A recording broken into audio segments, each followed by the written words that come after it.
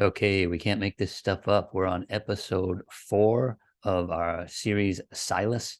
Is Silas the Tertius who penned Romans for the Apostle Paul?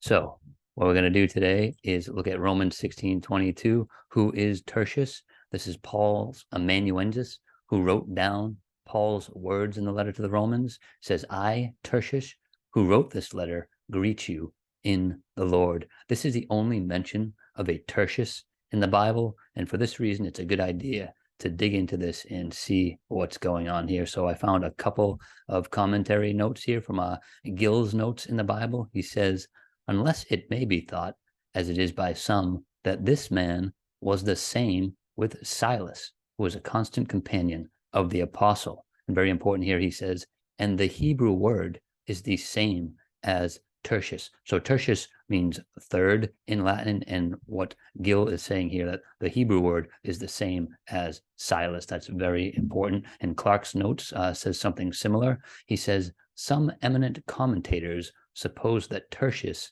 is the same with Silas, the companion of St. Paul. And again, what Clarke says is important here. He says, if this were so, it is strange that the name which is generally given to him elsewhere in Scripture should not be used in this place. I completely agree. It'd be very strange that Silas would change his name to Tertius here, but we're going to look and see some possibilities as to why that is the case.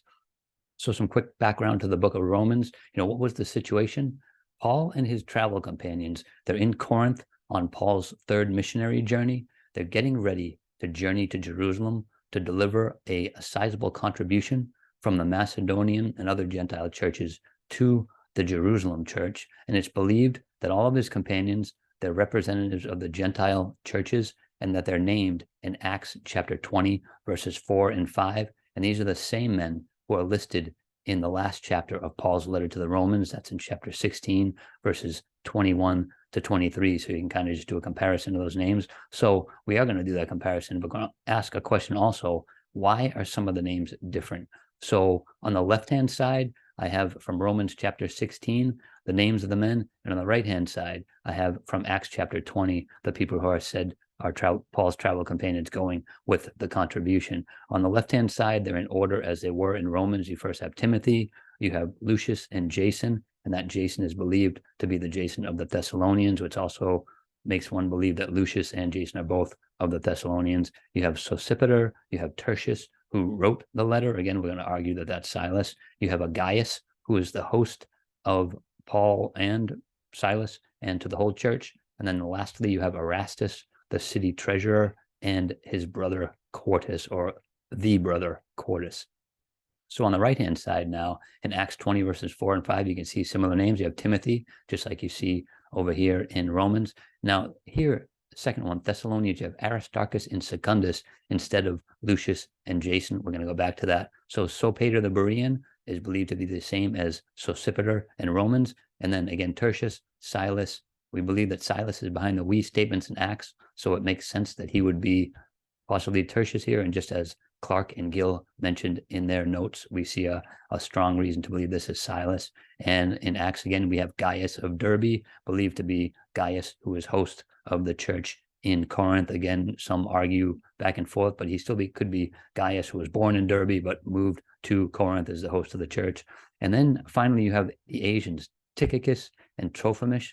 These went on ahead and were waiting for us at Troas. What we're going to do is we're going to eliminate them from the equation, because it sounds like from Acts that they actually weren't in Corinth when Paul and Silas and whoever was with him wrote the letter. They went on ahead and they were waiting at Troas. And same with Erastus and Quartus at the end of the letter of Romans. We're not going to compare them, because later on we find out from Paul that Erastus stays in Corinth, and Quartus isn't mentioned again. So again, just looking side by side, Timothy, then you have two guys from Thessalonica. You have Sosipater, who is Sopater, Tertius, who is likely Silas, and then Gaius and Gaius. So again, very strong correlation there. So the question is, why the name change for Silas? Just like Clarke said, I mean, you wouldn't just do that for no reason. And again, the Thessalonians, Lucius and Jason. So here are some considerations for the name change.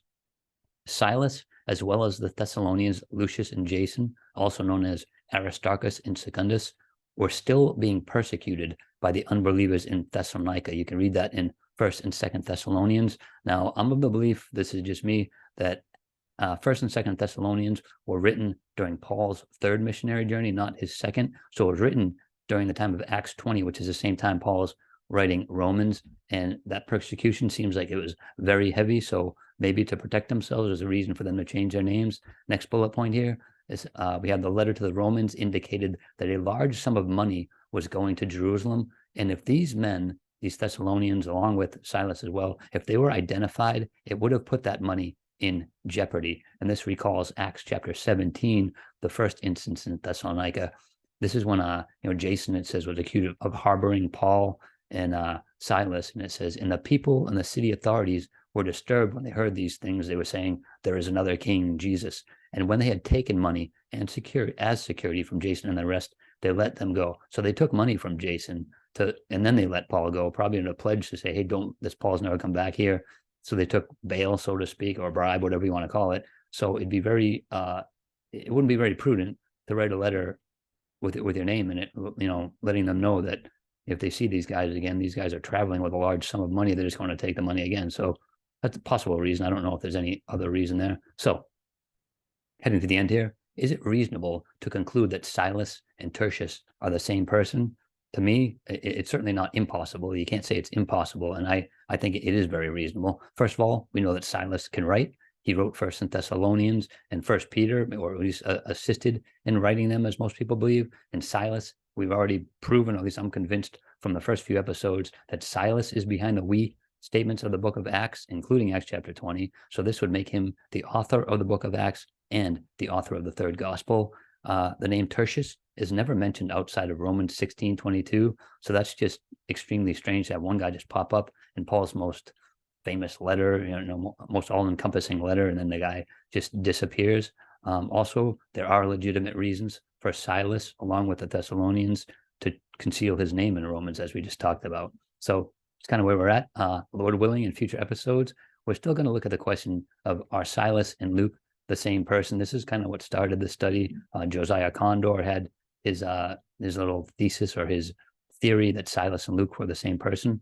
I don't think we're going to come to that conclusion, but I also never saw that we were going to bring Tertius into this. This was just happened during our study, just kind of caught my eye and saw that someone had mentioned it, and it makes perfect sense here. So in that Silas and Luke comparison, I haven't done this yet. We should do a little tail of the tape, Silas versus Luke. What are their qualifications as far as the Bible goes? What do we know about their background? Who is more likely to have written Gospels and the book of Acts and all these letters? Another question, how does Peter mentioning Silvanus at the end of 1st Peter fit into this puzzle? We could get into that a little deeper. And another question, did Silas pen for someone else, or did he actually write the book of Hebrews on his own? So again, Lord willing, we'll take a look at those questions. So for me, I don't know, after 4 episodes, I am convinced that Silas wrote the book of Acts, which means he also wrote the third gospel, and that Silas is also the Tertius who penned the letter to the Romans. So if you have any questions, comments, anything you want to add to the conversation, please do. And until next time, as always, contend earnestly for the faith which was once for all delivered to the saints, and God bless.